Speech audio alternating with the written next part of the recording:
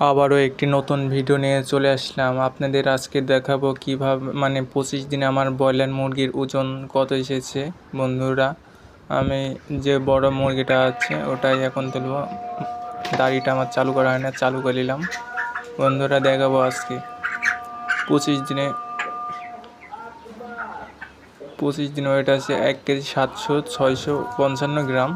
মাশাআল্লাহ, অনেক সুন্দর এসেছে গ্রোথটা। বন্ধুরা, আমার 25 দিনকার বয়সের আর একটা আবার তুলব, দেখি। পরকারটা প্রায় 1 কেজি 885 গ্রাম করে হয়েছে, 1 কেজি 485 গ্রাম করে হয়েছে। বন্ধুরা, আবার আর একটা তুলব। মাশাআল্লাহ, অনেক সুন্দর এসেছে গ্রোথটা। এটা আর একটা তুলব। বন্ধুরা, দেখতে পাচ্ছেন 1 কেজি 370 গ্রাম করে এসেছে। আর বন্ধুরা, আমার মুরগির ওয়েটটা কেমন এসেছে আপনারা জানাবেন।